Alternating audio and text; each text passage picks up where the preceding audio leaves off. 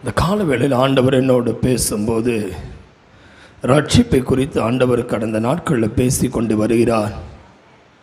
ஆண்டவரிடத்தில் கேட்டேன், ஆண்டவரே இந்த ரட்சிப்பை குறித்து நீ பேசிகிட்டு இருக்கிறீரே, சபை மக்களுடைய நிலை ரட்சிப்பை எப்போ ஆரம்பிச்சனோ முழுசாக அந்த ரட்சிப்பை யாரும் கேட்க முடியல, அந்த சத்துரு ஜனங்களை தடுக்கிறான்னு என்ன செய்யட்டும்னு ஆண்டவர்கிட்ட கேட்டபோது சில காரியங்கள் ஆண்டவர் வெளிப்படுத்தினார். யாரெல்லாம் அந்த ஆராதனைக்கு தடையாக இருக்காங்களோ, ஆராதனையை தடுக்கிறானோ, அவன் குடும்பத்துக்குள்ளே கிரியை செய்கிற சில ஆவிகளை ஆண்டவர் எனக்கு வெளிப்படுத்தி காண்பித்தார். லேசில் இந்த சத்தியத்தை கேட்க விட மாட்டான். நீ இந்த சத்தத்தை நீ சத்தமாக முழங்கு, ஜனங்கள் கேட்பார்கள் அப்படின்னு ஆண்டவரனோடு பேசுவார். ஹல்லேலூயா. அருமையான தேவ பிள்ளையே, இந்த நாளில் வந்தவங்கள் அனைவருக்கும் ஒரு விசேஷித்த ஒரு செய்தி. உங்கள் லைஃப்பில் நீங்கள் எதனால நீங்கள் இன்னும் அப்படியே இருக்கீங்க, அடுத்த கட்டத்துக்கு போக முடியாமல் இருக்கீங்கன்ற சில வெளிப்பாடுகள் ஆண்டவங்களோடு பேசுவாராக. ரோமருக்கு எழுதின நிருபம் 7ஆம் அதிகாரம், ரோமருக்கு எழுதின நிருபம் 7ஆம் அதிகாரம் 14ஆம் வசனத்திலிருந்து வாசிக்கலாம். மேலும் 7ஆம் அதிகாரம் 14ஆம் வசனம் முதல், மேலும் நமக்கு தெரிந்திருக்கிறபடி நியாயப்பிரமாணம் ஆவிக்குரியதாயிருக்கிறது, நானோ பாவத்துக்கு கீழாக விற்கப்பட்டு மாம்சத்துக்குரியவனாயிருக்கிறேன். கைகளை உயர்த்தி அல்லேலூயா சொல்லாமா?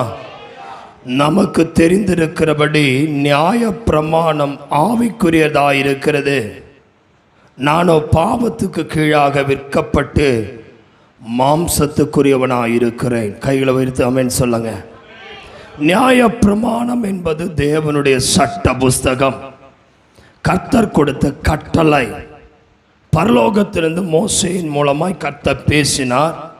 அந்த நியாயப்பிரமாணத்தை நிறைவேற்றுவதற்கு தேவன் இயேசு கிறிஸ்துவை இந்த பூமிக்கு, அந்த பிரமாணத்தை நிறைவேற்ற கர்த்தர் இந்த பூமிக்கு அனுப்பினார். அந்த பிரமாணம் கிறிஸ்துவின் பிரமாணமாக அவர் கொடுத்த யாத்திரையாகமும் லேவியராகமும் உபாகமத்தில் இருக்கிற இயேசு தேவன் மனுஷனுக்கு யாத்திரையாகமத்தில் மோசே மூலமாய் ஆரம்பித்தவர். யாத்திரையாகமத்திலிருந்து லேவியராகமத்தில் தேவன் சில சட்டங்களை, மனுஷன் எப்படி இருக்க வேண்டும், மனுஷி எப்படி இருக்க வேண்டும், பிள்ளை எப்படி இருக்க வேண்டும், புருஷன் மனைவி எப்படி இருக்க வேண்டும், புருஷன் மனைவியோடு எப்படி இருக்க வேண்டும், மனைவி புருஷனோடு எப்படி இருக்க வேண்டும், உலகத்தில் நம் மனிதர்களோடு எப்படி இருக்க வேண்டும் என்று வெளிப்படையாய் பேசினார். இந்த லேவியராகமம், எண்ணாகமத்திலும் உபாகமத்திலும் தேவன் கொடுத்த சில பிரமாணங்களை கர்த்தர் வைத்திருக்கிறார். இன்றைக்கும் யூதர்கள் நம்புவது 5 புஸ்தகத்தை தோராம்பாங்க. ஆதியாகமும், யாத்திரையாகமும், லேவியராகமம், எண்ணாகமம், உபாகமம், இந்த 5 புஸ்தகத்தை தான் இந்த யார் நம்புகிறாங்க, தோரா அப்படின்னு சொல்லி அவர்கள் யூதர்கள் நம்புகிறார்கள். ஆனால் தேவன் நமக்கு கொடுத்த சில சட்டங்களை நாம் நிறைவேற்ற முடியாததினாலே, அவன் மீண்டும் மீண்டும் விழுந்து போகிறதுனாலே, பாவத்தில் அவன் விட்டு எழுந்திருக்க முடியாததினாலே, ஆண்டவன் இந்த நியாய பிரமாணத்திற்கு ஒரே ஒருவராக மோசே வாங்கி கொடுத்தவன் இயேசு. அவரா வார்த்தையிலிருந்து மாம்சமாய் வந்தவர்.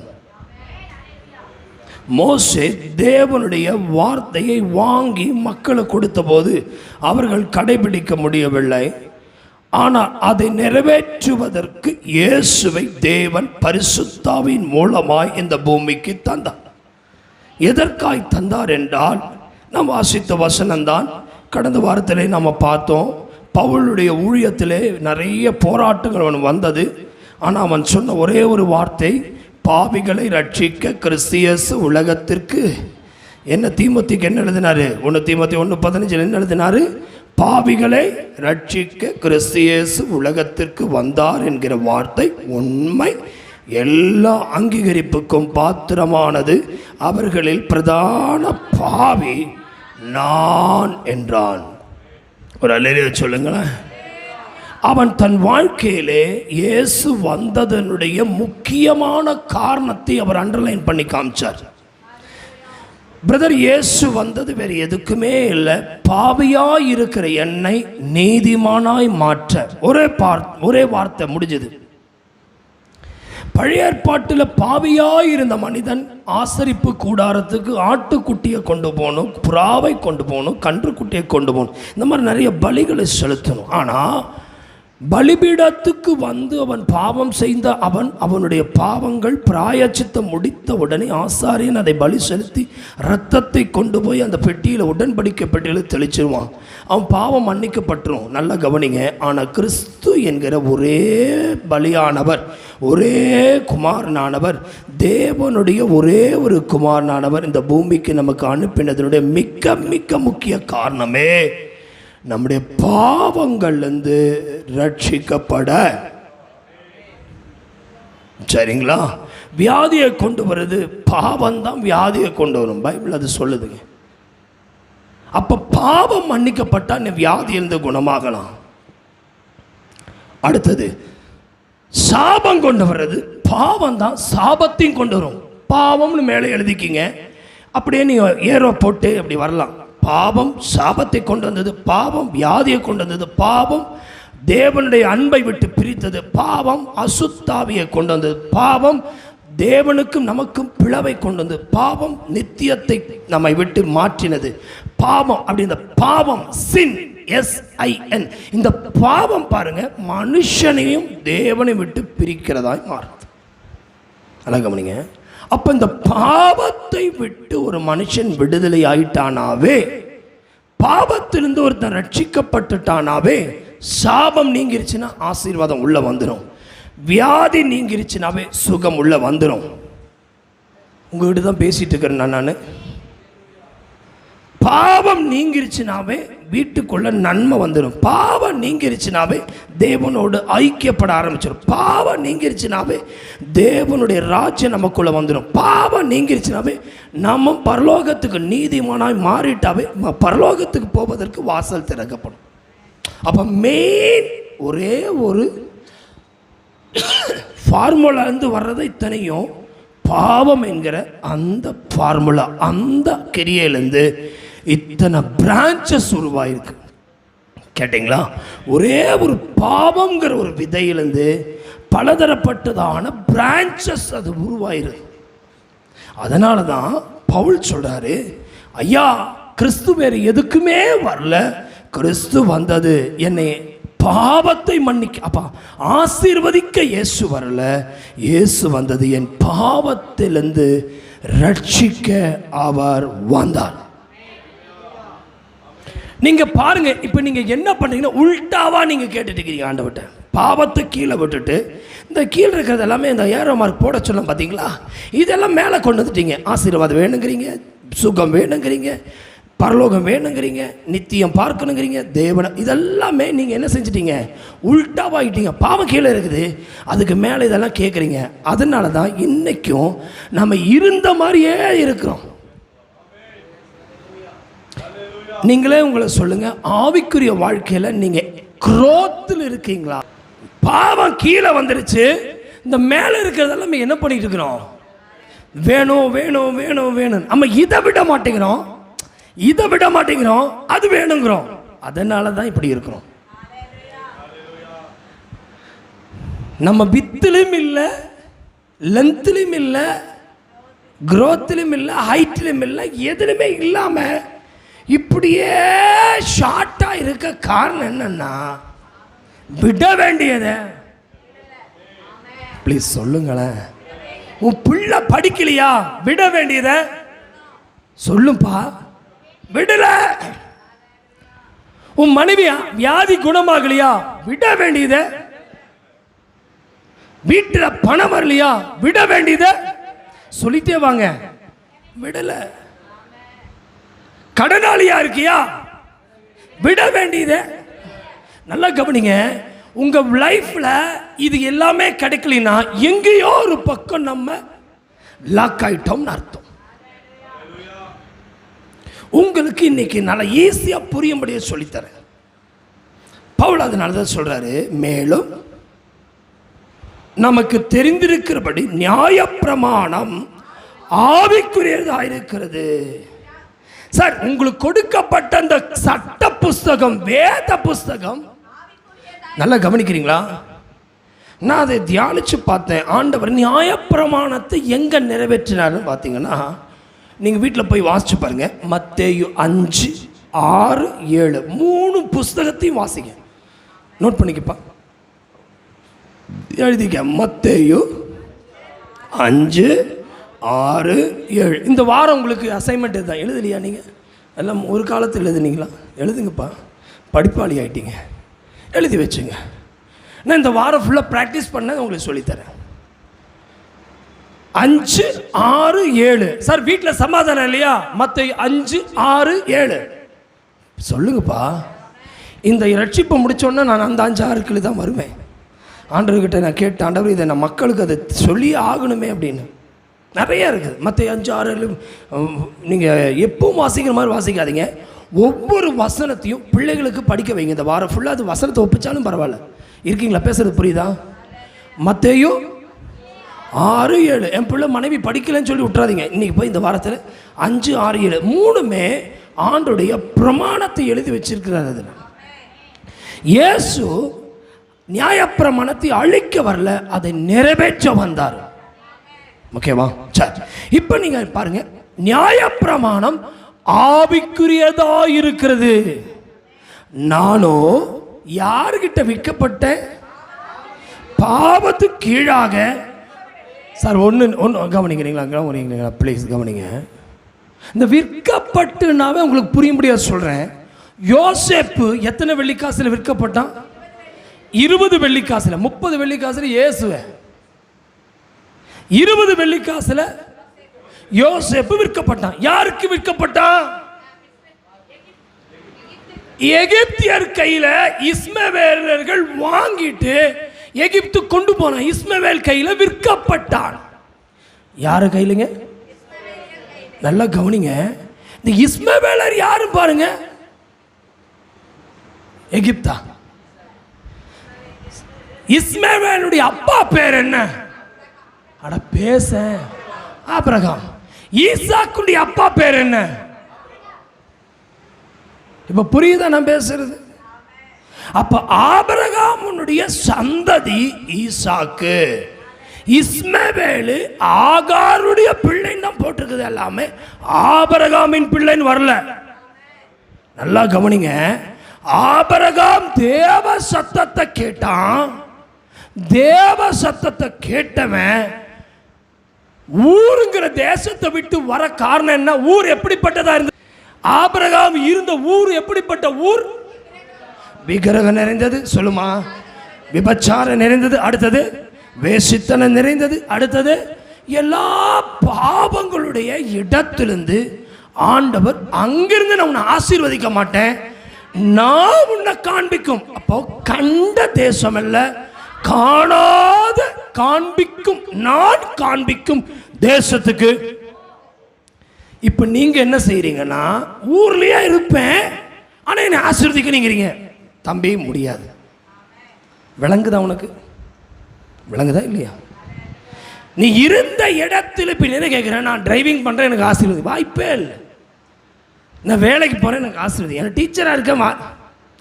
நீ ஆண்டவர் சொல்றாரு, அந்த இடத்தை, எந்த இடத்தை விட சொல்றாரோ அதை விட்டுட்டு நான் சொல்ற இடத்துக்கு போங்கிறாரு.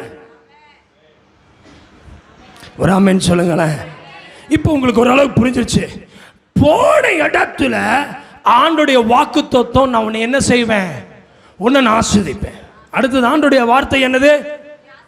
உன் பேரை பெருமைப்படுத்துவேன். இது நல்லா கவனிங்க.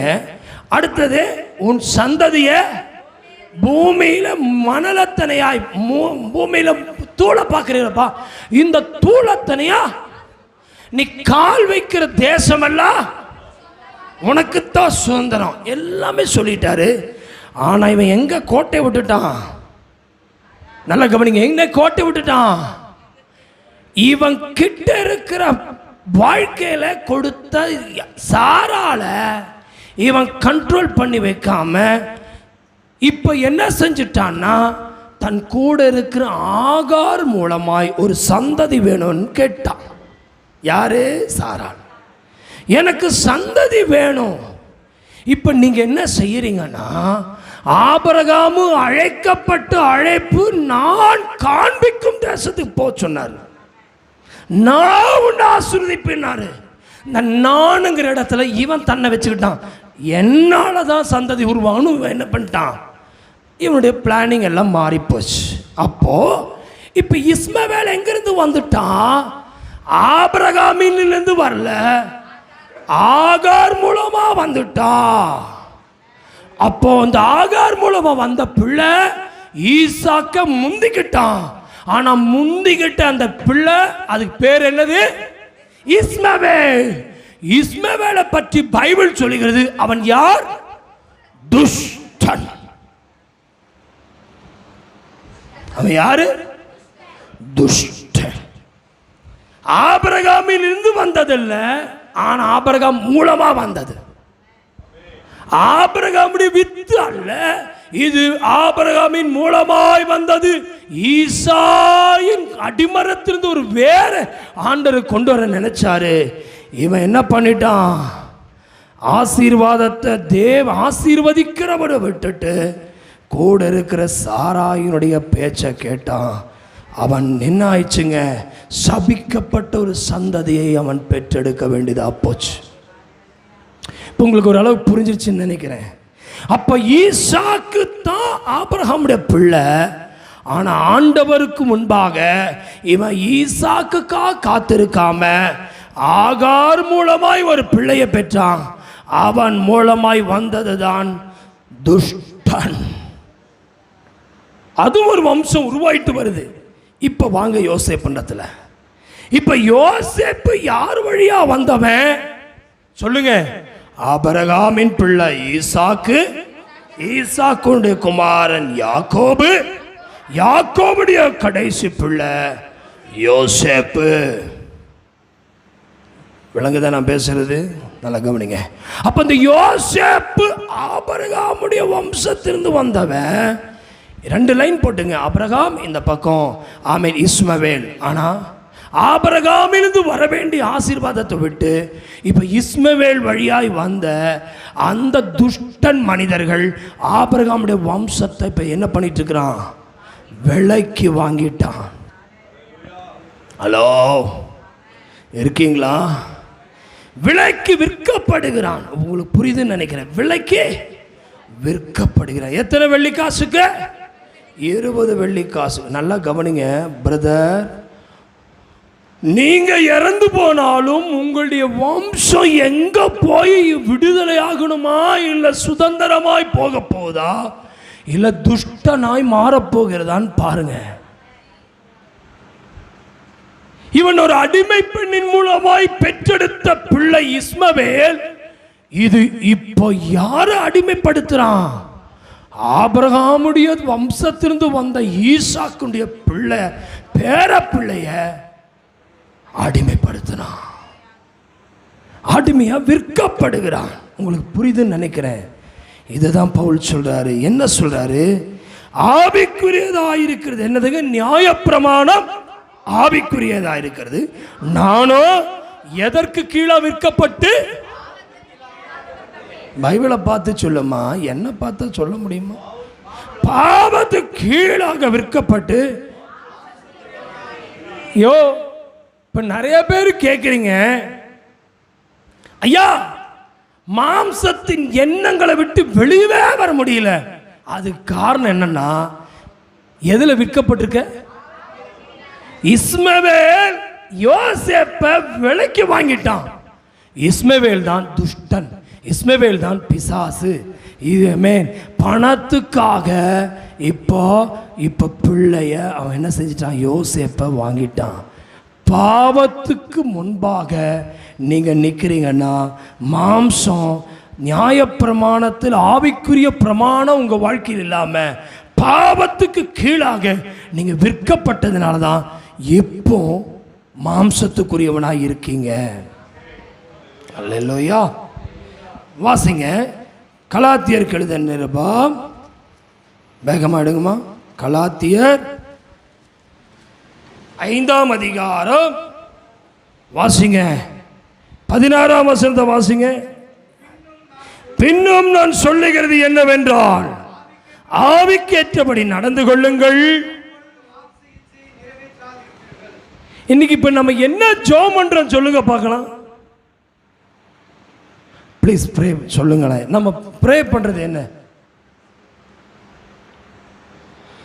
ஐயோ, புத்திரர்கள் புண்ணியவார்கள் பரிசுத்தர்கள் இடத்துல பேசிட்டு இருக்கிற மாதிரி இருக்குது. என்ன பார்க்குறீங்களா? அதிகமாக ஜெபம் பண்றத எதுக்குத்தான் ஜெபம் பண்றோம்? இந்த வசனத்தின்படி சொல்லு. வசனத்தில் என்ன போட்டிருக்குது? என்ன போட்டிருக்குது? வாசிங்க திரும்பியும். பின்னும் என்னவெனில், அடுத்தது. இப்ப நம்ம எதுக்கு தான் ஜெபம் பண்ணிட்டு இருக்கிறோம்?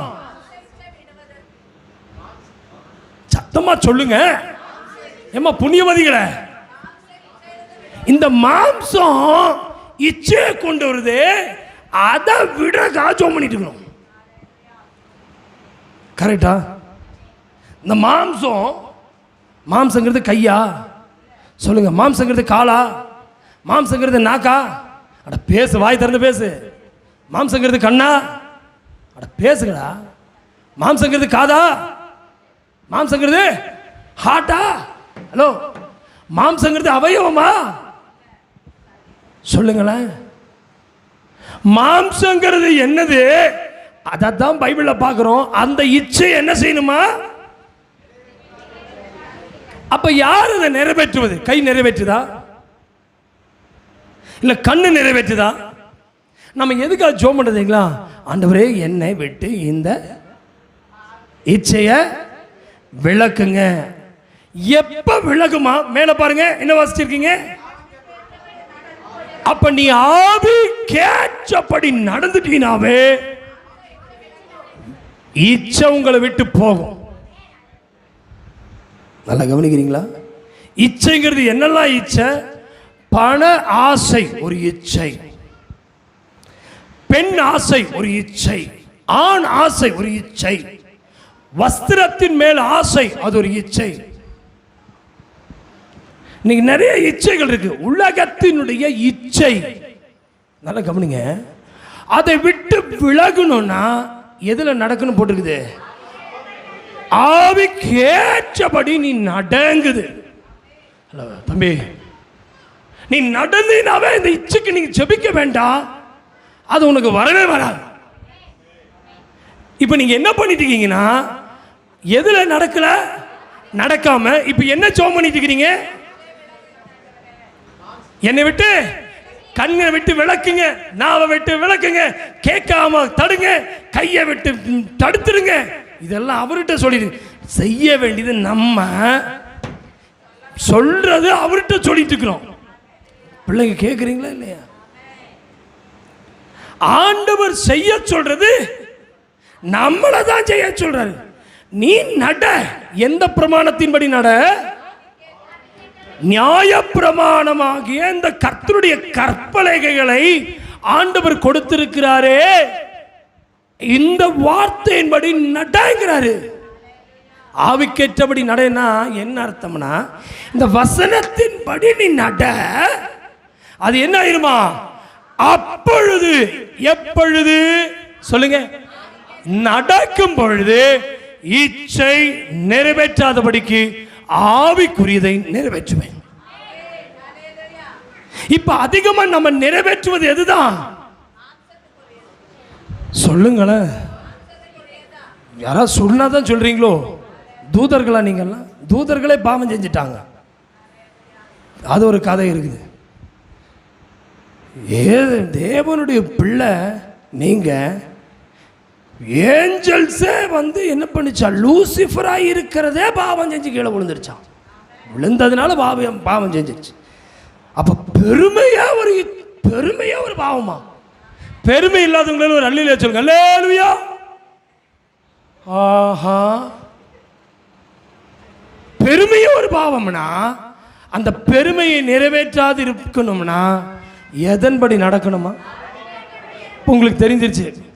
ஒவ்வொரு வாரம் பிரசங்கம் ஆண்டவரே போதும். சும்மா அந்த வர்ற நேரத்தில் வர்ற அந்த உற்சாகம் அந்த பைபிளை மூடி வைக்கிற நேரம் வரைக்கும் தான் இருக்குது. பால் கொதிச்சு பொங்கி ஆறுற வரைக்கும் தான் இருக்குது. வீட்டுக்கு போறதுக்குள்ள அந்த பால் ஆறுன மாதிரி நம்ம என்ன ஆயிடும். கரெக்டா? எத்தனை முறை இந்த மொபைல் எடுத்துட்டு பார்க்க மாட்டேன் போக மாட்டேன் ஜெபிப்பேன் எத்தனை முறை எத்தனை முறை. வாய்க்கு பிரதிஷ்டை, கண்ணுக்கு பிரதிஷ்டை, கைக்கு பிரதிஷ்டை, சிந்தனைக்கு பிரதிஷ்டை, எண்ணத்துக்கு பிரதிஷ்டை, எத்தனையோ பிரதிஷ்டை பண்ணிட்டோம். நிஜமாக சொல்கிறேன், ஆண்டவர் உங்கள் பிரதிஷ்டையெல்லாம் நம்பி சரி இன்னைக்கு மாறிட்டானாட்டுக்குதுன்னு நம்புகிறாரு. பொண்டாட்டி புள்ள நம்புறாளோ இல்லையோ, தேவன் ரொம்ப நம்புறாரு. இன்னிலிருந்து இவன் நிறைவேற்றுவான் என் வார்த்தையை. கரெக்டா இல்லையா? பொண்டாட்டி என்ன சொல்லுவா? வெடிஞ்சா போதும், நீ இப்படித்தான் இருப்பேன்பா. ஆனால் ஆண்டவர் நம்புறாரு. ஹலோ, என்ன பார்க்கணும்? சோத்திரம். குடிகாரம் பேச்சு அப்படி சொல்கிறது பொண்டாட்டி சொல்லுவா. காலையில் நீ திரும்பி குடிக்கத்தான் செய்வேன். சாமி சத்தியம், உண்மையில் சத்தியம், எத்தனை சத்தியம் பண்ணாலும் நீ மாற மாட்ட. உங்கள் மனைவி கிட்ட நல்ல பேர் வாங்கினது நிறைய சொல்லுங்க. உண்மையாக சொல்லு. நீ மாற மாட்டேன்னு சொல்கிறது மனைவி சொல்கிறது நல்ல தெய்வ வாக்கு. நீங்கள் நல்ல வார்த்தை சொல்கிறது என்னதான்? நீ திருந்தவே மாட்ட சொல்ல. ஐயோ, இப்படி தானே சொல்கிறீங்க. ஆனால் ஆண்டவருக்கு ஒரு நம்பிக்கை. இப்போ ஜெபிச்சு முடித்த உடனே இவன் இனிமேல் என்னுடைய ஆவிக்கு ஏற்றபடி நடப்பான்னு அவர் நம்புகிறாரு. என்னையும் சேர்த்து தான் நான் பேசிகிட்டு இருக்கிறேன். இவன் இன்னையிலேருந்து பரிசுத்தமாக இருப்பேன்னு சொல்லி அவர் கேலண்டரில் டேட்டு ஒரு நாள் எழுதிட்டே வர்றாரு. 1 2 3 4 5 31க்குள்ளே திரும்பி ஒரு 1ஆம் தேதிக்குள்ளே இன்னொரு பாவம். ஆண்டவரே சோத்திரம். திரும்பி அந்த 1 2 3 4 31 வரைக்கும் ஆரம்பிப்பார். திரும்பி ஆரம்பிக்கும் போது, ஆண்டவரே நீங்கள் சொன்ன இடத்திலிருந்து காப்பாற்ற முடியாமல் வந்து நிற்கிறேன்னு இருக்கக்கூடாது. ஜட்ஜ்மெண்ட் டே. ஓப்பனாக பேசட்டுமா? என் மனைவி என்னை நம்பலை, என் பிள்ளை என்னை நம்பலை, என் கணவன் என்னை நம்பலை, என் பெற்றோர் என்னை நம்பலை. ஆனால் என்னை நம்பி சொல்லுங்க, என்னை நம்புறாரு. திரும்பி அவர் என்னை நம்புறாரு. நம்ம எத்தனை முறை நம்ம தவறும்போது அழுதுட்டோம்னா அவன் உள்ள உடஞ்சிருது. நம்ம ஐயோ இயேசுவேன்ட்டோம்னா உடனே கையை கொடுக்குறாரு. நிஜமாக சொல்கிறேன், நம்ம ஒரு தப்பை திரும்பி செய்ய 4வது தடவை சொல்கிற வார்த்தை என்ன தெரியுங்களா? நீங்கள்லாம் சொல்கிறதே சொல்லுங்களேன். நீ திருந்த மாட்ட, எப்படி அனுபவிப்ப? சொல்லுங்க. அவன் மட்டும் பட்டுத்தா நீ அப்படிங்கிறத விட இன்னும் கரெக்டா சொல்லுங்க. என்னது? பட்டாதான் திருந்துவ. உனக்கு வேணும். நிஜமா சொல்றேன், சில நேரத்தில் பெற்றோர் சொல்றதை பிள்ளைங்க கேட்காம அது பாட்டுக்கு விழுந்துருச்சுன்னா சொல்லிட்டே இருக்க, கேட்க மாட்டேங்கிறேன். அனுபவி. அடா ஆமாவா இல்லையா?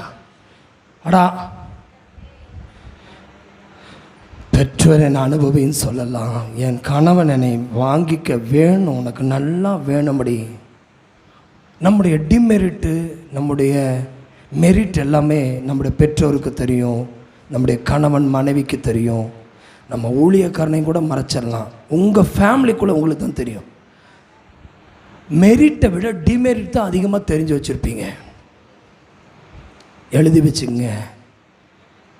அநேக நேரங்களில் மனுஷன் சொல்லுவான், நீ பட்டாதான், நீ வந்தாதான் திருந்துவேன், உனக்கு வேணும்னு தான் சொல்லுவானே எல்லாமே. அச்சோ அப்போ நான் சொன்ன கேட்டையா? இது தொடாதேன்னு தொட்டுட்டேன், போகாதேன்னு போயிட்டேன், நிற்காதேன்னு நின்றுட்டேன். எத்தனை பெற்றோர் கணவன் மனைவி நம்ம செய்கிற தவறுலையே சேத்துலையே கவுந்து எழும்பி உட்காந்து திரும்பி குளிப்பாட்டுறது. ஒரு குழந்தைய குளிப்பாட்டி ட்ரெஸ்ஸை மாற்றிட்டே இருக்கேன். அந்த போய் மண்ணிலேயே அந்த குழந்தை உருண்டுருந்தா குழந்தைய வளர்த்துற உனக்கு நல்லாவே தெரியும் எவ்வளோ பொறுமை உனக்கு இருக்கும்னு. ட்ரெஸ்ஸை போட மாட்டேங்குது, அப்படியே மண்ணில் உருளுவான். திரும்பி மாற்றி குளிப்பாட்டி திரும்பி ட்ரெஸ்ஸை போட்டு இங்கே உட்கார்ந்துருக்கணும். சரியா? திரும்பி வரக்கூட திரும்பி அதே மண்ணில் இப்படியே ஒரு 5 தடவை சொன்னா 6ஆவது தடவை நீ என்ன பண்ணுவ தெரியுமா? ஹலோ, 6வது தடவை நீ உருண்டுட்டே கடன் விட்டுட்டு போயிரு, கத்துன்னு கத்திட்டு போயிரு. பிரதர், ஏற்கனவே சொல்லிட்டேன், கேட்டாவே புரியாது. நீ கவனிக்காம விட்டீங்கன்னா நல்ல சத்தியம் விட்டுருவ. நீ எல்லாமே கேட்குற, தாங்க தாங்க, அடியில் இருக்கிற அந்த என்னதை விடலை சொல்லுங்க, அதில் தாங்க மேட்ரு. இன்னைக்கு ஆண்டவங்களோட இப்போ எல்லாம் யோசிக்கிறீங்க பார்த்து, இப்போ மனைவியை கூட்டிகிட்டு இருந்திருக்கான்னு நினைக்கிறீங்க பார்த்தீங்களா, பசங்களை கூட்டிகிட்டு இருந்தாங்க நினைக்கிறீங்க பார்த்து. அதுக்கு தான் சொல்கிறது, ஒவ்வொரு வாரம் கிரேட்ஃபுல் டைம்.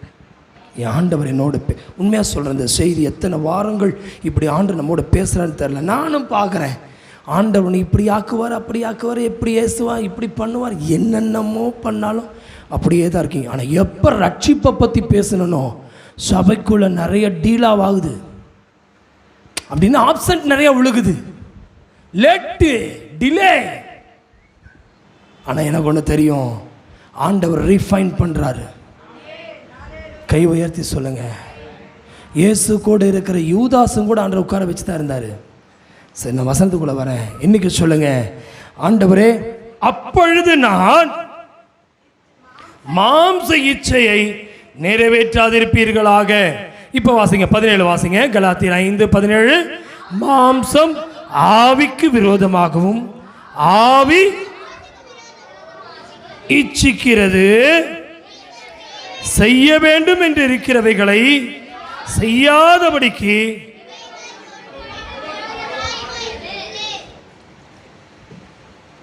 ஹலோ, இருக்கீங்களா? புரியுதா இல்லையா?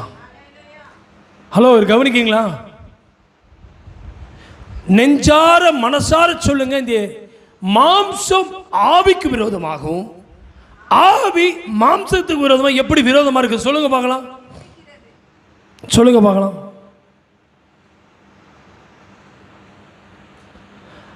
சொல்லுங்க. என்ன ஆவி மாம்சத்துக்கு, மாம்சம் ஆவிக்கு விரோதமா, ஆவி மாம்சத்துக்கு விரோதமா இச்சிக்கிறது அப்படின்னு என்ன அர்த்தம்?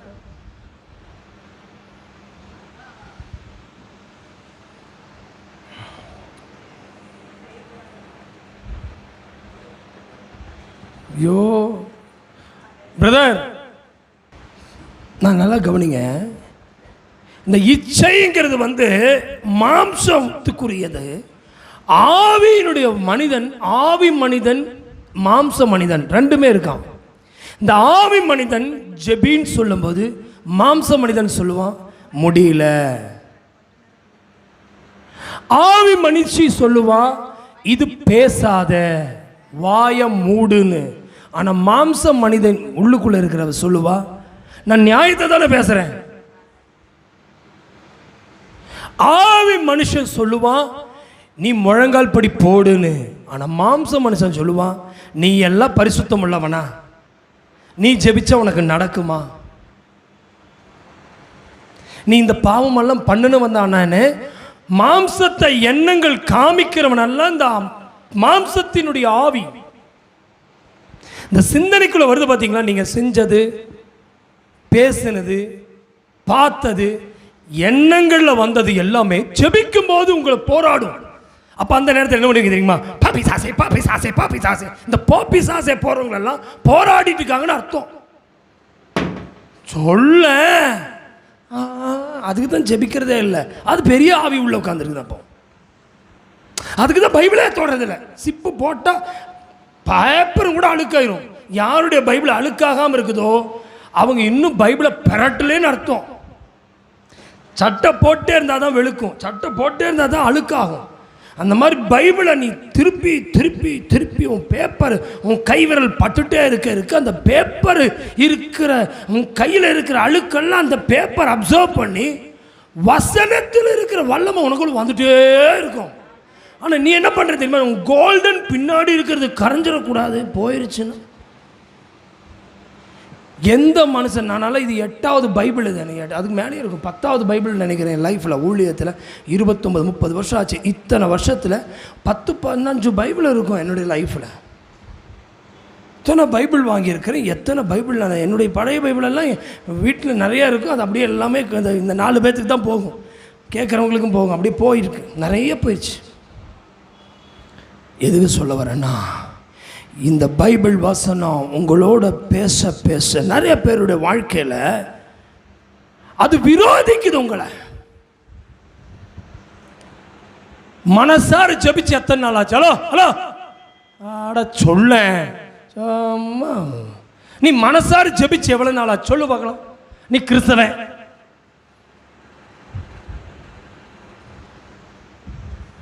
ஆவி உன்னோட, உனக்கு ஆவி உன் மாம்சத்தோட பேசிட்டே இருக்குது.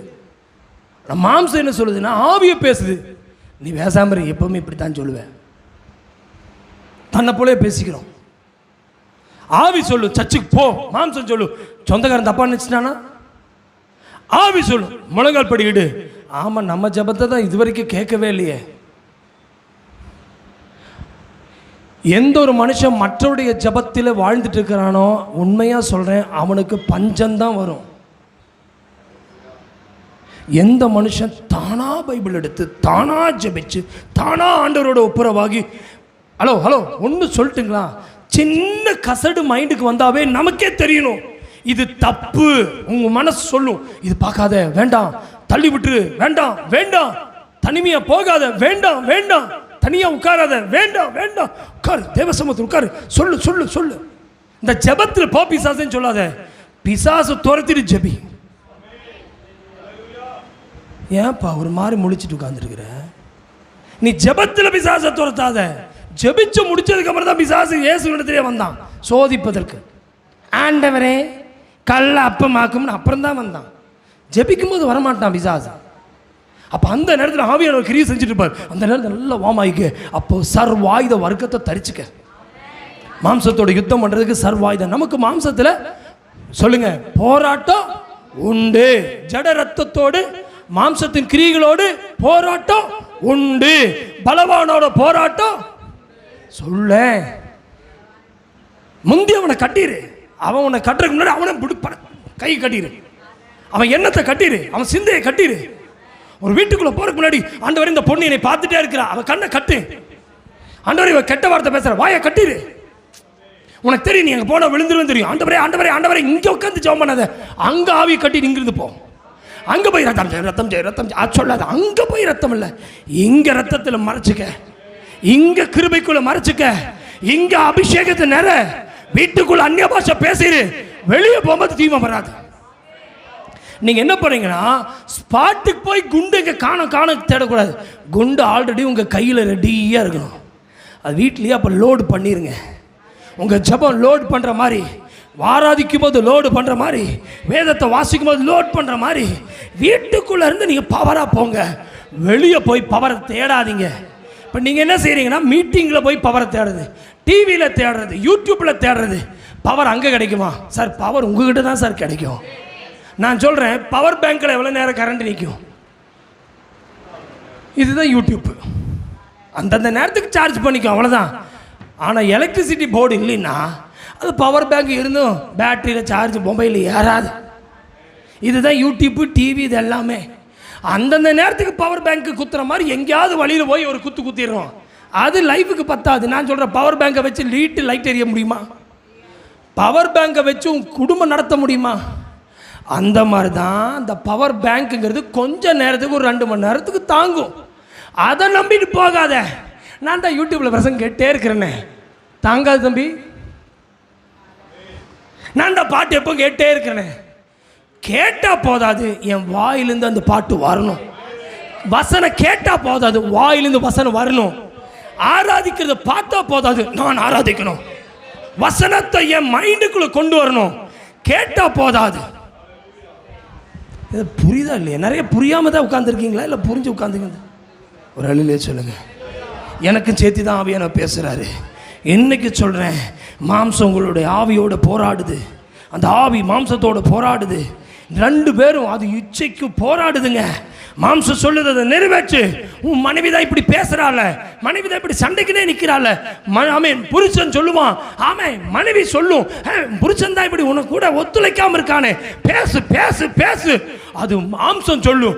ஆவி சொல்லணும், இல்ல, என்னுடைய போராட்டம் இந்த பூமியில் அல்ல, என் போராட்டம் மாம்சத்தோடு அல்ல, ரத்தத்தோடு அல்ல, என்னுடைய ரத்தத்தோடு அல்ல, ரத்தத்தோடு அல்ல, என்னுடைய போராட்டம் வான மண்டலங்களை கிரியை செய்கிற பொல்லாத ஆவியின் சேனைகளோடு, சேனையோடு, சேனையோடு.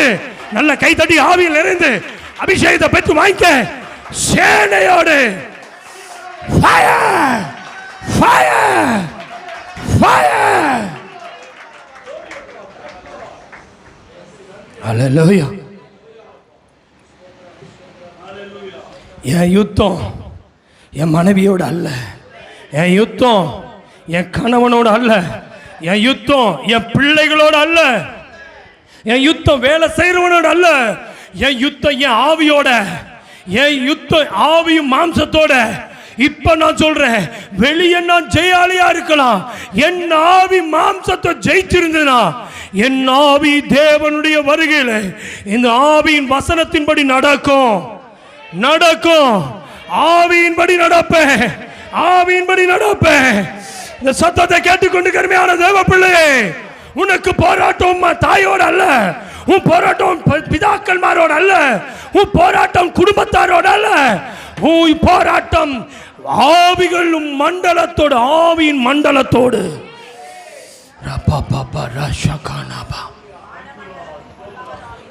பொல்லாத ஆவியின் சேனை துரைத்தனத்தோடும் பிரபஞ்சத்தின் அந்தகார லோகாதிபதிகளோடு.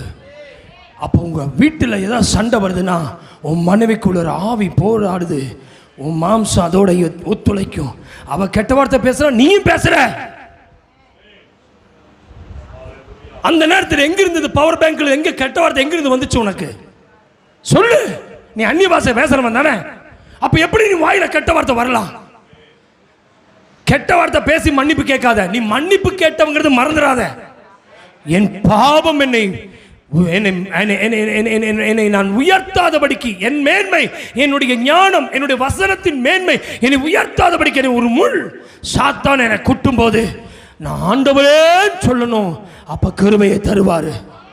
சாத்தான் ஒரு முள்ளா வருவான், ஒரு வேலையில முள்ளா இருப்பான், குடும்ப வாழ்க்கையில முள்ளா இருப்பான், படிப்புல முள்ளா இருப்பான்.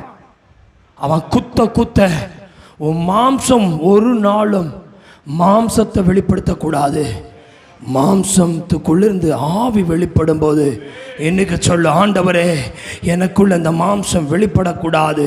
இந்த மாம்சத்தின் கிரியைகளை ஆவன என்னெல்லாம் இருக்குதான் ஆவியில நடத்தப்படுகிறவர்களானால் நீங்கள் நியாயப்பிரமாணத்திற்கு கீழ்ப்பட்டவர்கள் அல்ல. 19 வசனம், கலாத்தியர் 5:19.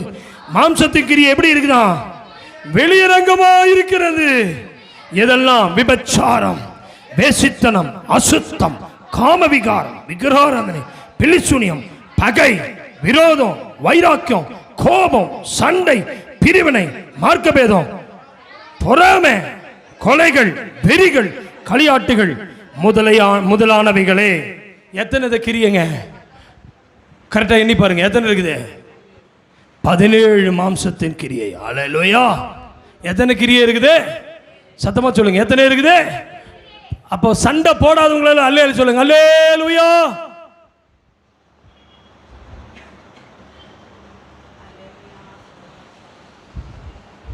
சண்டை போடுறீங்க அப்போ?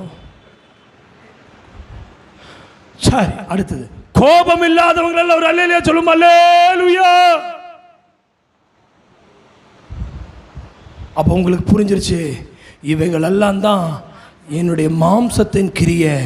எனக்குள்ள இருக்கிற ஆவில நான் வெளிப்படாதபடிக்கு என் நாவை கண்ட்ரோல் பண்ண முடியல. இன்னைக்கு நிறைய பேர் என்ன சொல்றீங்க? ஐயா எனக்கு நாக்க கண்ட்ரோல் பண்ண முடியல, நான் எதையாவது ஒன்று சொல்லிடுறேன், அதுக்கப்புறம் என் மனசாட்சி என்ன செய்யுது?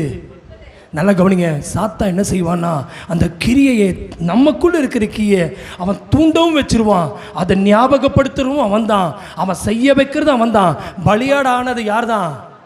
எது கீழே விற்கப்பட்டுட்டீங்க? அப்படிதான் போட்டிருக்கா? என்ன போட்டிருக்குது? எது கீழே விற்கப்பட்டிருக்கீங்க? சத்தமா சொல்லுங்க, கரெக்டா வாசி. சத்தமா சொல்லுங்க. கீழே விற்கப்பட்டீங்க. என்ன விற்கப்பட்டது பாவத்துக்கு. சாத்தான் என்ன வித்துட்டான். நான் விலைக்கு வாங்கப்பட்டது யாருடைய இரத்தத்தால? ஆனா இப்ப விற்கப்பட்டது எதனால? யார வித்தது? எதுல இருக்குன்னு வேண்டியவங்க நம்ம மேல வாசிங்கப்பா. நியாயப்பிரமாணத்துக்கு கரெக்டா வாசிங்க. நியாயப்பிரமாணத்துக்கு நியாயப்பிரமாணம் ஆவிக்குரியதா இருக்கிறது. யார சொல்றாரு? நீங்களும் போட்டுக்குதா? ஹலோ சொல்லுங்களேன், சத்தமா சொல்லுங்க. நானும் எது கீழே விற்கப்பட்டேன்? உங்களுக்கு ஓரளவு புரிஞ்சிருச்சுன்னு நினைக்கிறேன். இப்ப விற்கப்படுவதுன்னா அந்த 17 கிரியை உங்களால தான் நீங்களே வித்துக்கிட்டீங்க. இப்ப நீங்க என்ன சொல்றீங்கன்னா, என்கிட்ட சண்டைக்குனே வரா என் சம்சாரம் கிடையாது. அவ வரல, உங்களுக்குள்ள இருக்கிற மாம்சம் உங்களை சண்டைய போட வைக்குது. இப்ப நீங்க இவ்வளவு நாள் என்ன நினைச்சிட்டீங்கன்னா, மனைவி ரொம்ப வாய் பேசுறா. அவ பேசல, உங்களுக்குள்ள இருக்கிற ஆவிய மேல வர விடாதபடி இது பாவத்துக்குள்ள விற்பதற்காக விற்பனை பண்ணுது. இஸ்மவேல் வந்து என்ன செய்யுது? ஆமென், அது வாங்குது, அது விலைக்கு. இஸ்மவேல் யார்? துஷ்டன் யார்? பிசாசு. இப்ப புரியுதுங்களா? அப்போ இப்ப யாருங்க? யோசேப்பு சொப்பன நிறைந்தவன், ட்ரீம் செபிச்சவன், வாக்குத்தத்தன் சந்ததி, தரிசனம் பார்த்தவன். இவன் தான் இத்தனை தேசத்தை ஆள போறவன். ஆனா இப்ப விற்கப்பட்டது எங்க போய்? இஸ்மவேலுக்கிட்ட விற்கப்பட்டாயிச்சு. ஆனாலும் நான் சொல்றேன், யோசேப்புக்குள்ள இருந்த கர்த்தர், யோசேப்பு தான் ஆவிசார். சரீரம் அடிக்கப்படலாம், சரீரம் விற்கப்படலாம், மாம்சம் விற்கப்படலாம். ஆனா யோசேப்பு அவன் தேவனுக்குரிய பிள்ளை. நீ விற்கப்பட்டது பாவத்துக்கு கீழே இருக்கலாம். இயேசுவின் ரத்தம், அந்த மாம்சத்தின் கிரியை அழிக்க வந்த இயேசுவின் ரத்தம். நான் சொல்லட்டுமா? 17 மாம்சத்தின் கிரியை என்ன செய்வதில்லை. இப்படிப்பட்டவைகளை செய்கிறவர்கள் தேவனுடைய ராஜ்யத்தை சுதந்தரிப்பதில்லை என்று முன்னே நான் சொன்னது போல இப்பொழுதும் உங்களுக்குள்ளே சொல்லுகிறேன். ஹல்லேலூயா. நல்லா கவனிங்க. இப்ப இது என்ன செய்யறான்னா, இப்படிப்பட்ட கிரியைகளை செய்கிறவன் தேவனுடைய ராஜ்யத்துக்குள்ளே பிரவேசிப்பதில்லை. நல்லா கவனிங்க. இப்ப நீங்க கேட்பீங்க, ஐயா அந்த மாம்சத்தின் கிரியை எங்கிருந்து வருது? நான் வேண்டாம் தான் நினைக்கிறேன், ஆனாலும் எங்கேயோ வருது.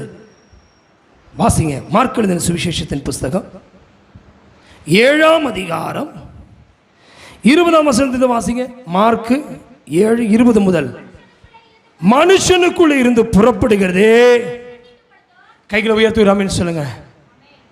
சார் எது தீட்டுப்படுத்துதா? அப்ப நல்லா கவனிங்க. உங்க வாயிலிருந்து புறப்படுகிறது உங்களை தீட்டுப்படுத்துது, உங்கள் சிந்தனையிலிருந்து வருகிறது உங்களை தீட்டுப்படுத்துது. அதை கீழே போட்டிருக்கு, வாசிங்க. எப்படியெனில் இருதயத்துக்குள் இருந்து பொல்லாத சிந்தனை, வெச்சாரம், வேசித்தனம், கொலைபாதகம், களவு, பொருளாசை, துஷ்டத்தனம், கபடு, காமவிகாரம், வன்கண், தூஷணம், பெருமை, மதிகேடு புறப்பட்டு வரும். பொல்லாங்கானவைகளாகிய இவைகளெல்லாம் உள்ளத்திலிருந்து புறப்பட்டு. கைகளை வைத்து ராமன் சொல்லுங்களேன். உங்களை ஓரளவுக்கு உங்களுக்கு புரிஞ்சிருச்சுன்னு நினைக்கிறேன். அப்ப மனுஷனை தீட்டுப்படுத்துறது எதுங்க? இருதயத்துக்குள்ளிருந்து புறப்படுவதே. ஒரு அலையில சொல்லுங்க. இப்ப ஏன் நீங்க பாவத்துக்குள்ள விற்கப்பட்டீங்கன்னா, உங்க இருதயம் எப்படி இருக்குதா? தீட்டுள்ளதா இருக்கு. அப்ப இருதயம் தீட்டுள்ளதா இருக்கிறதுனால தான் என்ன சொல்றதுங்க?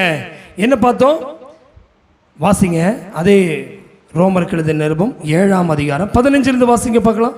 எப்படியெனில் நான் செய்கிறது எனக்கே சம்மதி இல்லை, நான் விரும்புகிறதை செய்யாமல் நான் வெறுக்கிறதையே செய்கிறேன்.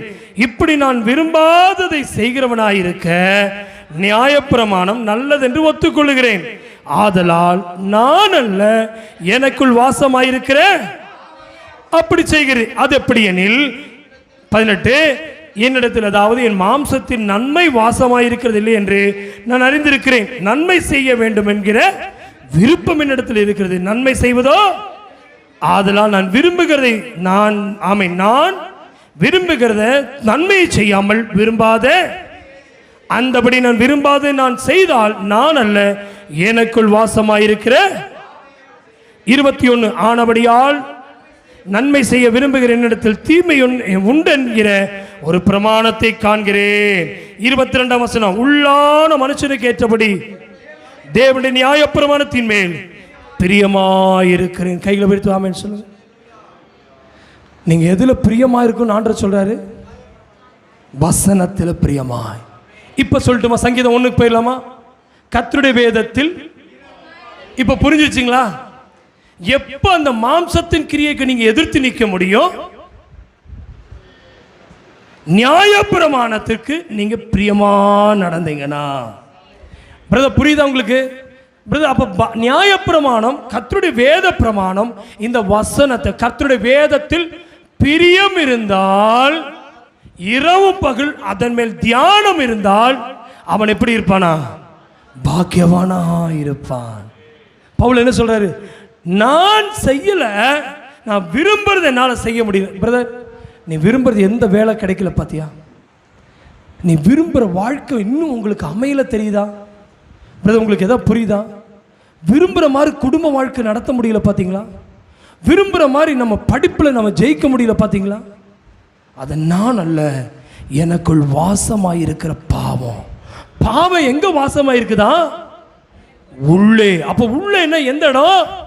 இருதயத்துக்கு. அப்ப இருதயத்துக்குள்ள என்ன புறப்படுது? இப்போ தீங்கான பொல்லாத சிந்தனை இது உள்ளந்து வெளியே வர்றதுனால இது எதை தீட்டுப்படுத்துது? என்னைவே தீட்டுப்படுத்துது. அதான் பவுல் சொல்றாரு, நான் செய்யல, நான் எந்த பாவத்துக்கு விற்கப்பட்டேனோ அந்த பாவமே என்னை தூண்டுகிறது. இப்போ உங்களுக்கு ஒரு அளவு புரிஞ்சிருச்சுன்னு நினைக்கிறேன். அப்ப நீங்க வாசமாயிருக்கிறது, இருதயத்தில் வாசமாயிருக்கிறது என்னதுங்க? தேவனுடைய வார்த்தை. தியானம் எதுவா இருக்கணும்? இரவும் பகல் எது மேல தியானமா இருக்கணும்? ஆனா உங்களுக்கு இரவும் பகலும் தியானம் எதுல தான் இருக்குதுங்க? இச்சையிலேயே இருக்குது. அதனால தான் நீங்க ஜெபிக்கும் போதெல்லாம் பிசாசே பணம் பணம். இப்போ நீங்க பிசாசேம்பீங்க. வெளியே போனதுக்கு அப்புறம், ஆண்டவரே பணமே இல்லை, எவங்கிட்ட போய் வட்டிக்கு வாங்கலாம். அப்போ உங்க இருதயத்தில் என்னதான் வாசமா இருக்குது? இப்போ இச்சை அது என்ன செஞ்சிருச்சு? இப்போ வட்டியா மாறிடுச்சு. எவங்கிட்ட போய் வாங்கலாம், எவங்கிட்ட போய் வாங்கலாம், வாங்க வாங்க. நீங்க எதுல விற்கப்பட்டு இருக்கிறீங்க? திரும்பி சொல்றேன், நீங்க வட்டி வாங்க வாங்க உங்க பாவத்துக்கு கீழே தான் இருப்பீங்களே, எல்லாமே பரிசுத்தம் உங்க மேல இருக்காது. இப்ப ஏன் நீங்க அடிமையா இருக்கீங்க தெரியுங்களா? இஸ்மவேல் பணத்தை கொடுக்கிறான், யோசேப்பு விற்கப்படுகிறான். இப்ப புரிஞ்சிச்சா? இஸ்மவேல் கையில் என்ன இருக்குது? இப்ப உலகத்தான் கையில் என்ன இருக்குது? உங்க கையில என்ன இல்ல? என்ன இல்ல? பணம் இல்ல. அப்ப பணம் இல்லாதனால ஆனா என்ன இருக்குது? யோசேப்பு கிட்ட தரிசனம் இருக்கு, சொப்பனம் இருக்கு, எல்லாமே இருக்குது. ஆனா இவனை கட்டி போட்டு வித்தவங்க யாருதான்? கூட இருக்கிறவனால. அப்படி புரிஞ்சுங்க. அப்ப உங்க கூட இருக்கிறது யாரு? நான் பேசக்கூடாதுன்னு நினைக்கிறேங்க. ஐயா, என் வீட்டில் இருக்கவனால என் உள்ள என்ன ஆச்சுங்க? அந்த எண்ணம் உண்டாயிட்டே இருக்கு. இன்னைக்கு சொல்லுங்க, உங்க மனைவி உங்களுக்கு தூண்டுறாங்கன்னா அங்கிருந்து வரல, உங்க இருதயத்தில் அது ஃபுல் பண்ணி இருக்கனால அந்த உள்ளத்துக்குள்ள இருக்கிறது வெளியே வாய் பேசுமா? இப்போ உங்களுக்கு கரெக்டாக புரியுதுன்னு நினைக்கிறேன். ஏன் நீங்கள் போய் கை டபக்குன்னு நீட்டிடுறீங்க, டபக்குன்னு தொட்டுறீங்க, டபக்குன்னு பார்த்துறீங்க, டபக்குன்னு கீழே விழுந்துறீங்க. இப்போ நீங்கள் என்ன சொல்லிக்கிறீங்களா? உடனே ஆண்டவரே மாம்சம் பலவீனமான பாண்டம், ஆவிய உற்சாகம் எழுத. பிரதர் இப்போ சொல்கிறேன், மாம்சம் பாவத்துக்கு கீழே அடிமையாயிருச்சுன்னா, விற்கப்பட்டீங்கன்னா, நிஜமாக சொல்கிறவங்களை இழுத்துட்டு போயிடுவான் சங்கிலி கட்டி. இன்னைக்கு தயவு செய்து இயேசு வரும்போது இந்த மாம்சத்தின் கிரியை உங்களுக்குள்ள இருக்குமுன்னா அது வெளியரங்கமாக இருக்குது பாருங்க. இன்னைக்கு ஏன் உங்கள் ஹஸ்பண்ட் ஒய்ஃப்குள்ள சமாதானம் இல்லை? ஆவுன்னா சண்டை, ஆவுன்னா சந்தேகம், ஆவுன்னா பிரச்சனை. தொட்ட தொண்ணூறுக்கு யாருமே நீங்கள் 2 பேரும் ஏட்டி போட்டியே தான் பேசியிருப்பீங்க. நீங்கள் கடைசியில் ஆண்டவர்கிட்ட என்ன சொல்லுவீங்களா? இப்படிப்பட்ட ஒரு வாழ்க்கையை வேண்டாண்டவரே என்னை எடுத்துக்குங்கம்பீங்க. இது பிசாசுனுடைய தந்திரம். உங்களை வாயிலிருந்து மரணத்தை வாயில் சொல்ல வைக்கிறது பிசாசு தந்திரம். இன்னைக்கு சொல்லுங்க, என் இருதயத்தில் ஆண்டவரே பரிசுத்தம் காணப்படும் போது, இந்த பிரமாணம் எனக்குள்ள வரும்போது, இனி நான் அல்ல. ஆகினால்தான் அதே 23ஆம் வசனத்தை பாருங்க. ஆகிலும் என் மனதின் பிரமாணத்துக்கு விரோதமாய் போராடுகிறேன், வேறொரு பிரமாணத்தை என் அவயவங்களில் இருக்க காண்கிறேன். அது என் அவயவங்களில் உண்டாயிருக்கிற பாவ பிரமாணத்துக்கு என்னை சிறையாக்கிக் கொள்ளுகிறது. 24 நிர்பந்தமான மனுஷன் நான், என் மரண சரீரத்தில் நின்று யார் என்னை விடுதலையாக்க கூடும்? 25 இயேசு கிறிஸ்துவ மூலமாய் தேவனை ஸ்தோத்தரிக்கிறேன். நானே என் மனதினாலே தேவனுடைய நியாய பிரமாணத்துக்கும் மாம்சத்தினாலேயே பாவ பிரமாணத்துக்கு ஊழியம் செய்கிறேன். ஹலோ, நீங்க எதுக்கு ஊழியம் பண்றீங்க பிரதர்? நீங்க எதுக்கு மினிஸ்ட்ரி? உங்க மினிஸ்ட்ரி பேர் என்ன? பாவம். ஊழியத்தின் பேர் என்ன? மாரநாதாவா? கிடையாது. ஏன்னா ஊழியத்தின் பேரை சொல்லுங்க, பாவம். இன்னைக்கு சொல்லுங்க. அதுலேயே வசனம் இருக்கு பாருங்க, 8ஆம் அதிகாரம் 4ஆம் வசனம். மாம்சத்தின்படி நடவாமல் ஆவியின்படி நடக்கிற நம்மிடத்தில் நியாய பிரமாணத்தின் நீதி நிறைவேற்றும்படிக்கே அப்படி செய்தார். மாம்சத்தின் சிந்தை மரணம், ஆவின் சிந்தையோ ஜீவனும் சமாதானமாமே. 13 மாம்சத்தின் படி பிழைத்தால் சாவீர்கள். 13 ஆவியினாலே சரீரத்தின் செய்கைகளை அழித்தால் பிழைப்பீர்கள். 14ஆம் வசனம். மேலும் எவர்கள் தேவனுடைய ஆவியினாலே நடத்தப்படுகிறார்கள் அவர்கள் தேவனுடைய புத்திரராயிருக்கிறார்கள். ஹல்லேலூயா, ஹல்லேலூயா. தேவன் தந்த நல்ல சத்திய வெளிப்பாடு கை கரங்களை வைத்து கர்த்தருக்கு ஸ்தோத்திரம் பண்ணுவோம். ஹல்லேலூயா, ஸ்தோத்திரம், ஸ்தோத்திரம், ஸ்தோத்திரம். அந்த வசனத்தை கடைசியா ஒரு முறை வாசிங்கப்பா, எல்லாம் சேர்ந்து வாசிங்க. ரோமர் 8:14. மேலும் எவர்கள் தேவனுடைய ஆவியினால் நடத்தப்படுகிறார்களோ அவர்கள் தேவனுடைய புத்திரராய் இருக்கிறார்கள். பிரதர், நீங்க ஆண்டவருடைய பிள்ளைகள். பிரதர், நீங்க யாருடைய புத்திரன்? தேவனுடைய புத்திரன். எத்தனை பேர் ரெடியா இருக்கீங்க? நீங்க நடத்தப்படுவது ஆவியினாலையா மாம்சத்திலா? பேசுங்கிறேன். ஆவியிலே நடத்தப்படும் பொழுது நீங்க தேவனுடைய புத்திரராய் எண்ணப்படுவீர்கள். எழுந்திருக்கலாமா?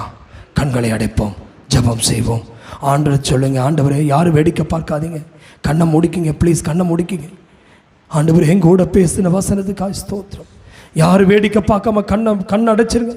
பிள்ளைங்க வரைக்கும் எல்லாரும் கண்ணை மூடிக்கிங்க, இருக்க மூடி கர்த்தருடைய சமூகத்தில் சொல்லுங்க, ஆண்டவரே இந்த மாம்சம், ஆண்டவரே என்னை அனுதினமும் என்னை நிர்பந்தமான மனுஷன், ஆண்டவரே இந்த பாவ சரீரத்திலிருந்து யார் என்னை விடுவிக்க கூடும்னு கேட்டேன். ஆண்டவரே இன்னைக்கு ஆண்டவரே நான் ஆண்டவரே நியாய பிரமாணம் ஆவிக்குரியதாயிருக்கிறது, நானோ பாவத்துக்கு கீழாக விற்கப்பட்டு மாம்சத்துக்குரியவனாய் இருந்தேனே. இன்றைக்கு இந்த மாம்சத்தை விட்டு என்னை ஆவியில நடத்தும். உன் பிள்ளை ஆவியில் நடத்தப்படணும், உன் குடும்பம் ஆவியில் நடத்தப்படணும், உன் ஜனங்கள் ஆவியில் நடத்தப்படணும், உன் சபை ஆவியில் நடத்தப்படணும். கைகளை தட்டி ஆவியில் நிறைந்து அபிஷேகம், அபிஷேகம். மாம்சத்தின் எண்ணங்கள் அந்த 17 கிரியை என்னை விட்டு அகலட்டுமே. 17 கிரியை என்னை விட்டு அகலட்டும். வல்லமை, வல்லமை, வல்லமை, வல்லமை, வல்லமை. பெற்றுகள், பெற்றுகள், பெற்றுகள், பெற்றுகள். கைகளை தட்டி அந்த அபிஷேகத்தை பெற்றுகள், பெற்றுகள், பெற்றுகள், பெற்றுகள். ஆண்டவரே உம்முடைய மகிமை எனக்கு வேண்டும். நல்ல கையை தட்டி ஆராதி, கை தட்டி ஆராதி. உன் கைகளை தட்டி தேவனை துதி. துதிக்க துதிக்க பலவீனம் நீங்கட்டும், வியாதி நீங்கட்டும். நான் விற்கப்படுகிறவனாக அல்ல, உம்மோடு சேர்க்கப்படுகிறவனாக, ஆவியில் நடத்தப்படக்கூடியவனாக. ஆமென். தேவனை ஆராதி. ஓ ஜீசஸ். கர்த்தர் இந்த வார்த்தையின் மூலம் அவனை ஆசீர்வதிப்பாராக. எவர்கள் தேவனுடைய ஆவியினால் நடத்தப்படுகிறார்களோ அவர்கள் தேவனுடைய புத்திரர் எனப்படுவார்கள் என்ற வார்த்தையின்படி கர்த்தர் நம்ம புத்திரனாக்குறத காய் கரங்களுக்கு கர்த்தருக்கு ஸ்தோத்திரம் பண்ணுவோம். ஜெபம்.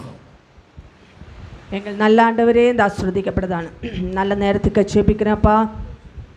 கேட்ட வார்த்தையின்படி எங்களை உம்முடைய கரத்தில் அர்ப்பணிக்கிறேன் ஏசப்பா. மாம்சத்தின்படி நடவாமல் கர்த்தாவே ஆவியின்படி நாங்கள் நடக்க கர்த்தர் எங்களுக்கு உதவி செய்யுங்க ஆண்டவரே. நாங்கள் மாம்சத்தின் பிள்ளைகளாய் இராதபடி கர்த்தாவே தேவனுடைய புத்திரர்கள் என்று எண்ணப்படும்படியாக அல்ல தேவனுடைய சித்தத்தை நியாயப்பிரமாணத்தின்படி வாழ்கிற பிள்ளைகளாய் எங்களை மாற்றுங்க ஆண்டவரே. ஆலையிலேயப்பா ஸ்தோத்திர. பாவத்துக்கு நாங்கள் விற்கப்படக்கூடாது ஆண்டவரே. பாவம் எங்களை கீழ்ப்படுத்தக்கூடாது ஆண்டவரே. ஆலையிலே ஒவ்வொரு நாளும் வசனத்தின்படி வாழ்கிற பிள்ளைகளாய் இரவும் பகலும் கர்த்தர் வேதத்தையே தியானமாய் இருக்கிற மனுஷன் பாக்கியவான் என்ற வார்த்தையின்படியே ஆலையில் இரவும் பகலும் தேவனுடைய வார்த்தையில் பிரியமாக இருக்கிற பிள்ளைகளாய் நாங்கள் காணப்பட கர்த்தர் உதவி செய்யுங்க ஆண்டவரே. ஏசப்பா ஹalleluya கர்த்தாவே. ஆலையிலே மாம்சத்தின் கிரியைகள் எங்களுக்குள் வேண்டாம் ஆண்டவரே. மாம்சத்தின் சிந்தனை எங்களுக்குள் வேண்டாம் ஆண்டவரே. எங்களுக்கு போராட்டம் கர்த்தாவே ஹalleluyaப்பா மாம்சத்தோடு இரத்தத்தோடு அல்ல ஆண்டவரே. துரைத்தனங்களோடும் அதிகாரங்களோடும் இப்பிரபஞ்சத்தின் அந்தகார லோகாதிபதிகளோடும் வானமண்டலத்தில் இருக்கிற பொல்லாதாவியின் சேனைகளோடும் எனக்கு போராட்டம் இருக்கிறது. ஹalleluya ஸ்தோத்திரம் கர்த்தாவே. நாங்கள் இந்த நாட்களை கர்த்தாவே வானமண்டலத்தின் பொல்லாதாவியின் சேனையை ஜெயிக்கத்தக்கதாய் கிருபை தாங்க ஆண்டவரே. பலவானை முந்தி கட்ட கர்த்தர் எங்களுக்கு உதவி செய்யுங்க ஆண்டவரே. இயேசுப்பா கர்த்தாவே ஹalleluya. நாங்கள் கர்த்தாவே நாட்களில் கர்த்தாவே தேவனுடைய சர்வாயுத வர்க்கத்தை தரித்து கொண்டவர்களாக ஹalleluya நாங்கள் ஜெயிக்கும்படி கர்த்தர் எங்களுக்கு உதவி செய்யும். உம்முடைய கரத்தில் எங்களை ஒவ்வொருவரும் ஒப்படைக்கிறேன் அப்பா. இந்த வார்த்தையை கேட்ட ஒவ்வொரு பிள்ளைகளும் ஆண்டவரே ஹalleluya கர்த்தா பாவத்தின் கிரியைகளை விட்டு பாவத்தை விட்டு ஹalleluya ஸ்தோத்திரம் இயேசுப்பா உம்முடைய ராஜ்யத்துக்கு என்று கர்த்தாவே எங்களை கர்த்தாவே பிள்ளைகளாய் மாற்றுங்கப்பா. உம்முடைய கரத்தில் தேவனுடைய புத்திரர்களாய் எங்களை ஒவ்வொருவரையும் மாற்றும். உம்முடைய கரத்தில் அர்ப்பணிக்கிறேன். கர்த்தர் ஜெபத்தை கேட்டதுக்காய் நன்றி. இயேசுவின் நாமத்தில் ஜெபம் கேளும் நல்ல பிதாவே. ஆமென். அல்லேலூயா அல்லேலூயா அல்லேலூயா. God bless you. கர்த்தர் உங்களை ஆசீர்வதிப்பாராக. ஆமென்.